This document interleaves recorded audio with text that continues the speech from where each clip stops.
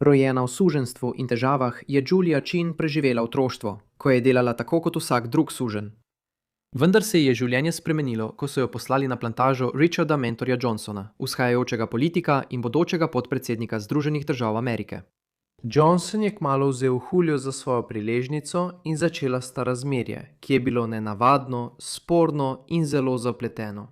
Pomagala mu je voditi gospodinjstvo in vzgajati njune otroke, vendar ji nikoli ni podelil svobode.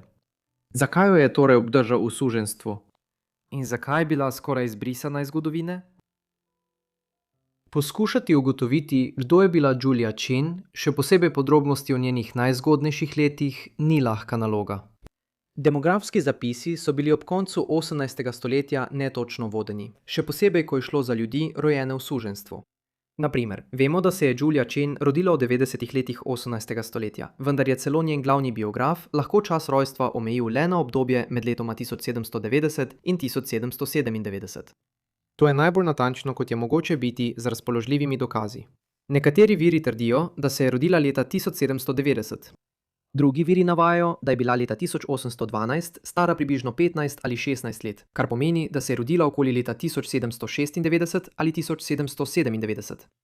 Na enak način ni veliko podrobnosti o njenih starših ali ozadju. Njena mati je bila zasužnjena ženska po imenu Henrietta. Verjame se, da je bil njen oče svoboden bel moški, po katerem je dobila priimek, saj je bila v tem delu Kentuckija ugledna družina naseljencev z imenom Chin. Kljub temu je lažje ugotoviti, kdo so bili njeni zasužnjevalci. Rođena je bila na plantaži Roberta Saxa Johnsona in njegove žene Jemime v regiji Bluegrass v Kentuckiju, ki je bila takrat na zahodni meji Združenih držav Amerike. Johnsonovi so se v 1770-ih preselili na zahod v Kentucky kot eni prvih evroameriških naseljencev tam. Robert je delal kot geodet in ocenjevalec zemljišč ter pomagal pri mapiranju bodoče kolonizacije Kentuckija. Imeli so veliko otrok, vendar je bil njihov peti sin, Richard Mentor Johnson, rojen tam leta 1870, ključen za to zgodbo. V času njegovega rojstva suženjstva številni beli Američani niso videli kot moralno krizo, temveč kot običajno in celo nujno institucijo, ki je bila vtkana v širitev zahodne meje, kot bomo kmalu videli. Kentucky so naselili ljudje, ki so se od 60. let 18. stoletja naprej selili iz Virginije proti zahodu in je bila leta 1792 sprejeta kot 15. zvezna država ZDA. Lastništvo sužnjev je bilo tukaj povsem zakonito. Vprašanje, ali naj nove države dovolijo suženjstvo, pa še ni postalo ostra politična bitka, v kakršno se bo spremenilo v začetku 1810. let. Kljub svojemu položaju sužnjelastniške kmetijske države s plantažnim gospodarstvom je Kentucky hitro postal tudi dom največje populacije svobodnih temnopoltih v katerikoli ameriški zvezni državi. To je bilo zato, ker so sužnji, ki so si pridobili svobodo v krajih kot je Virginija, pogosto prvi odšli na zahod, da bi si pridobili svojo majhno kmetijo ali živeli stran od krajev, kjer so bili zasužnjeni. Poleg tega je bilo v Julijinem času tukaj še vedno veliko staroselsko prebivalstvo, plemena kot sta Creek in Choctaw. To je ustvarilo državo, kjer so bila družbena pravila o tem, kako so belci naseljenci, temnopolti ljudje in staroselci ravnali drug z drugim, drugačna kot v drugih državah. In to rasno mešanje bi oblikovalo Julijino življenje. Čeprav se je Julija rodila zasužnjeni ženski, ni bila niti približno čistega zahodnoafriškega porekla.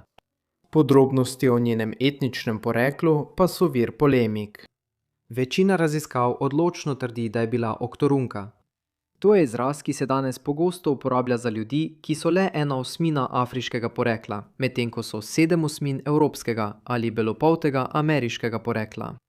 Čeprav je bilo nekaj primerov, ko se je to zgodilo v zgodovini Združenih držav Amerike pred državljansko vojno, je bilo to izjemno redko. To v resnici ni veljalo za Julijo. Čeprav naj bi bila svetlejše polti kot mnogi drugi sužnji tistega časa, je bila najverjetneje kvečjemu oseba z 1/4 afriškega porekla. Tudi ne moremo biti povsem prepričani, kako je izgledala.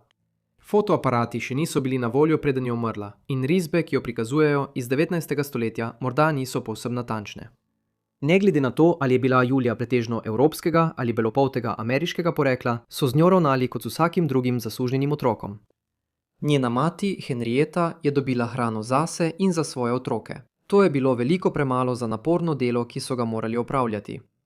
Preživeli so tako, da so v suženjskem vrtu gojili majhne količine fižola, zelja in krompirja, vendar so bili, tako kot mnogi zasužnjeni ljudje, kronično brez beljakovin in nenehno podhranjeni. Julijina zgodnja leta so zaznamovali težave in pomanjkanje, vendar se je njeno življenje v najstniških letih obrnilo v smer, ki je njeno usodo neposredno povezala z mogočno družino Johnson na načine, ki si jih je le malo kdo lahko predstavljal. Julijino življenje ni postalo lažje, ko je bila v najstniških letih. V tem času so Julijo ločili od njene matere in sestre ter jo poslali živeti v gospodinjstvo Richarda Mentorja, mlajšega sina družine Johnson. Johnson je bil star približno 30 let in je bil že ambiciozna, vzhajajoča osebnost v politiki Kentuckija. Ustanovil je lastno gospodinjstvo na kmetiji Blue Spring Farm, obsežnem posestvu, kjer je živel samostojno. Johnson ni bil poročen in pravzaprav se nikoli ne bi poročil v tradicionalnem smislu. Po kasnejših pripovedih naj bi pri približno 16 letih zaprosil mlado žensko, vendar je njegova mati močno nasprotovala zvezi in ga prisilila, da jo prekine. Nekatere zgodbe trdijo, da je dogodek nanj pustil trajen pečat in da si je Johnson prisegel, da nikoli več ne bo dovolil, da bi mu mati ali kdorkoli drug krojil njegovo osebno življenje. Ne glede na to, ali je bila ta prisega res dana ali ne, je odločitev oblikovala nekonvencionalno domačo ureditev, ki se je kmalu pojavila na kmetiji Blue Spring Farm. Ko so Judy poslali tja, je hitro postala njegova priležnica. Oklevamo uporabiti izraz, kot je vstopila sta v razmerje ali kaj podobnega, ker to očitno sprva ni bila sporazumna ureditev za Julio, čeprav je narava njunega odnosa s časoma postala bolj zapletena. Tudi Julijina natančna starost v času, ko se je vse to dogajalo, ni jasna. Če se je rodila okoli leta 1796 ali 1797, je bila stara le približno 14 let, ko so jo poslali živeti k Richardu. Če se je rodila nekaj let prej, okoli leta 1790, je že vstopala v 20. leta. Bolj konkretno je znano, da je leta 1812 rodila hčerko po imenu Imogen. Kmalu zatem je sledila še druga hči po imenu Adeline. Ni veliko dvoma, da je bil Richard oče obeh deklic.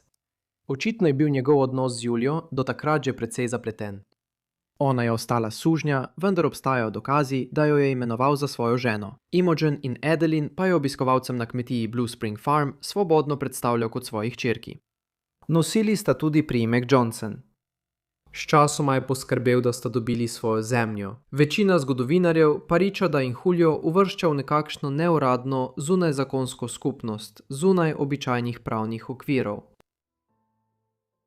Richard Mentor Johnson je danes predvsem znan po tem, da je bil podpredsednik Združenih držav Amerike med letoma 1837 in 1841, ko je bil predsednik Martin Van Buren. Toda njegova politična kariera je trajala več kot 46 let. Prvič je bil izvoljen v predstavniški dom Kentuckija leta 1804. 3 leta kasneje je odšel v Washington DC, da bi zastopal Kentucky v kongresu kot član zveznega predstavniškega doma. To funkcijo je opravljal do leta 1819, ko mu je uspelo zmagati na volitvah za ameriškega senatorja iz Kentuckija, nato pa je sledilo 8 let v predstavniškem domu od leta 1829 in nato njegov mandat kot podpredsednik. Čeprav Julia ni dočakala, da bi Johnson postal podpredsednik, je bila njegova politična kariera pomembna pri oblikovanju njene življenjske poti. Ker se nikoli ni poročil z belko ali si ustvaril bolj običajno družino po standardih zgodnega 19. stoletja, je medtem, ko je bil približno 6 mesecev na leto v Washingtonu, ona v bistvu vodila kmetijo Blue Spring v Kentuckyju. To je bila plantažna kmetija z veliko sužnji. Julia jo je vodila, se ukvarjala s kupci, ki so kupovali njihove pridelke in kupovala zaloge za gospodinjstvo in kmetijo. Prav tako je organizirala in vodila družabne dogodke, od katerih so se mnogi morali odvijati, ko se je Richard vrnil v Kentucky iz Washingtona in se srečal z lokalnimi politiki ter poslovneži. Za Julijo so rekli, da zelo dobro igra klavir in je pomagala ustvariti prefinjeno vzdušje, ki se je pričakovalo na takšnih srečanjih. Ko je Johnson vsako leto znova odšel v Washington, da bi nadaljeval svojo politično kariero, ji je celo zaupal denar, ki ga je prej dvignil, kar je bila za tisti čas nenavadna raven zaupanja do zasužnjene ženske. Eden izmed izstopajočih vidikov Julije kot upraviteljice kmetije Blue Spring je bila ustanovitev Akademije Choctaw na tej kmetiji. To je bila internatska šola, ki so jo na kmetiji zgradili za dečke staroselcev. Pod Julijinim vodstvom je delovala približno desetletje. Na nek način je bilo to nadaljevanje Julijinega dela pri izobraževanju lastnih hčera. Zaposlila je lokalnega duhovnika in pridigarja, Thomasa Hendersona, da je izobraževal Imogen in Adeline, nato pa je Henderson začel poučevati tudi na šoli. Akademija Choctawov še danes delno stoji. Na kmetiji Blue Spring v Kentuckyju ostanki stavbe še vedno stoji na polju, čeprav so grmi in drevesa že dolgo prerasli skozi stene. Streha pa se je po več kot stoletju zanemarjanja večinoma zrušila. Vendar je za vsakogar, ki živi v tem delu Kentuckyja, tam še vedno živ delček življenjske zgodbe Julie Chin, ki si ga lahko ogleda. Čeprav se zdi, da vse to kaže na skoraj enakopraven odnos med Julijo in Richardom v 20. letih 19. stoletja, je bilo vse skupaj veliko bolj zapleteno, kot se zdi na prvi pogled. Na primer, lokalna skupnost v Kentuckyju je tolerirala nenavadno zvezo med svojim kongresnikom in njegovo tako imenovano ženo, vendar so ju za zaprtimi vrati očitno kritizirali. Poleg tega je bil njun odnos zelo nenavaden in oblikovan z zakoni, ki so določali rasne meje tistega časa. Leta 1815, po smrti svojega očeta, je Johnson postal polnopravni lastnik Julie, vendar je ni osvobodil. Ona je ostala pravno zasužnjena, čeprav je on javno priznal njune hčere in jih vzgajal kot svoje. Zgodovinarji so predlagali, da Johnson morda ni osvobodil Julije, ker bi emancipacija lahko oslabila, kot je zapisal en učenjak, vezi, ki so jo vezale nanj. Poleg tega je bilo po takratni zakonodaji medrasno poroko v Kentuckyju prepovedano, zato se Johnson in Julia tudi v primeru njene osvoboditve nista mogla zakonito poročiti. Julija pa je imela vpliv znotraj gospodinjstva. Poskrbela je, da so njenega brata Daniela in njegovo družino pripeljali na kmetijo Blue Spring, kjer so več let živeli v nekoliko boljših razmerah. Vendar pa so jih leta 1821 prodali, verjetno zato, ker se je Johnson soočal z naraščajočimi finančnimi pritiski, medtem ko je ohranjal svojo politično kariero. Obstajajo tudi dokazi, da je imela Julija občasno težave z ohranjanjem discipline na plantaži, glede na njen status zasužnjene ženske. Pisma Johnsona kažejo, da je svojim belim zaposlenim naročil, naj spoštujejo njeno avtoriteto, vendar zgodovinarji ugotavljajo, da so nekateri zasužnjeni delavci na polju ignorirali njena navodila, moški iz sosedstva pa niso bili pripravljeni posredovati, ko jih je prosila za pomoč pri kaznovanju teh ljudi. Poleti 1833 je Julija hudo zbolela za kolero, ki je pustošila po ameriškem srednjem zahodu. Kolera je bila v 19. stoletju znana kot modra smrt, saj je v velikih valovih preplavila Evropo in nato Ameriko od 10. let 19. stoletja do 90. let 19. stoletja ter pobila milijone ljudi. To je vključevalo tudi izbruh kolere na Akademiji Choctaw, kjer je veliko učencev zbolelo. Več tednov je Julija negovala otroke, da so si jo pomogli, a je na koncu tudi sama zbolela za to boleznijo. Zaradi tega je umrla in bila ena izmed številnih žrtev v 30. letih 19. stoletja, ki so bila najbolj smrtonosno obdobje za to bolezen. Ne moremo biti prepričani, koliko je bila stara, ko je umrla. Bila je bodisi v zgodnjih 40. ali poznih 30. letih. Tudi njen kraj pokopa ni znan. Po Julijini smrti je Richard menda globoko žaloval. V letih, ki so sledila, je začel razmerje z drugo zasužnjeno žensko na plantaži. Ko ga je kasneje zapustila zaradi drugega moškega, jo je Johnson dal ujeti in prodati na dražbi. Nato je začel podobno razmerje z njeno sestro, ki je bila prav tako zasužnjena. Julijina zgodba je bila več desetletij pozabljena. Pravzaprav bi to morali imenovati prikrivanje. Med predsedniškimi volitvami leta 1836 je bilo veliko negativne publicitete glede Richardovega zasebnega življenja in njegove škandalozne zveze s sužnjo. Na primer, širile so se letaki, ki so napadali Richarda mentorja Johnsona zaradi njegove zveze z Julijo Chin in njunima dvema hčerkama. Na eni izmed karikatur iz leta 1836 je Johnson prikazan skupaj z obema hčerkama, pri čemer ena izmed njiju drži portret Chinove.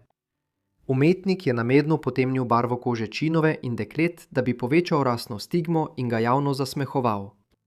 Kljub polemikam, ki so obkrožale njegovo zasebno življenje, je bil Richard Mentor Johnson izvoljen za podpredsednika na listi Martina Van Burena. Leta 1850 je Johnson še vedno delal v politiki, vendar sta bila takrat njegovo telesno in duševno zdravje že v upadu. Umrl je zaradi kapi 19. novembra pri 70 letih starosti. Pokopan je bil na pokopališču Frankfurt, v mestu Frankfurt. Njegove hčere z Julijo so kot doto dobile obsežne kmetije in so se poročile z belci, vendar iz njegove oporoke niso prejele ničesar. Po njegovi smrti sta dva njegova še živeča brata, John in Henry Johnson, očitno uničila Richardove dokumente in druge zapise. Verjetno sta bila tukaj dva motiva. Prvič, želela sta izbrisati vsak spomin na Richardov sporen odnos in dveh hčerki, ki ju je imel z Julio. Drugič, čeprav Richard ob svoji smrti ni bil izjemno premožen mož, je zapustil dovolj veliko premoženje, da sta si ga njegova dva brata želela prilastiti, namesto da bi prešlo na Imogen, ki je bila leta 1850 še živa. Našla sta sodnika, ki jima je bil pripravljen pomagati zagotoviti, da Richardova hči mešane rase ne podeduje njegovih zemljišč. Sodišče je razglasilo, da ni zapustil vdove, otrok, očeta ali matere, ki bi bili še živi. In tako je bila ponarejena oporoka vpisana v uradni zapisnik. Ker so bili Richardovi dokumenti uničeni in je njegovo premoženje prešlo na njegove brate in njihove družine, je bila zgodba Julie Chin do neke mere utišana. To je trajalo vse do poznega 20. stoletja, ko sta bila v eni od publikacij mimogrede omenjena podpredsednik Združenih držav in njegova zasužnjena žena. Te omembe so v zadnjih letih vzbudile dovolj zanimanja pri več raziskovalcih, da je bilo objavljenih več študij o njenem življenju in času, vključno s celovito biografijo v obliki knjige, ki jo je napisala Amrita Chakraborty Myers. Tako je bila zgodba Julie Chin, suženjske žene podpredsednika, rešena iz pozabe. Čeprav je večji del posestva Blue Spring Farm izginil, so prizadevanja lokalnih konservatorjev za stabilizacijo ohranjene kamnite stavbe Akademije Choctaw pripomogla k temu, da bo vsaj del kraja, kjer je živela in delala, ostal ohranjen. Na ta način se spomin na Julio Chin, ki je bil nekoč skoraj popolnoma izbrisan iz zgodovine, še naprej odkriva in ohranja v spominu. Najlepša hvala vsem, ker ste si ogledali ta video o Julie Chin. Upam, da ste ga našli zanimivega. Sporočite mi v komentarjih spodaj, kaj si mislite o njenem življenju in če imate kakšne predloge, mi jih prav tako napišite v komentarje spodaj. Upam, da ste naročeni na moj kanal in imate vklopljena obvestila, da boste prejeli vsa moja videa takoj, ko jih naložim. No, to je vse z moje strani, zato se vidimo v naslednji oddaji Forgotten Lives. Hvala.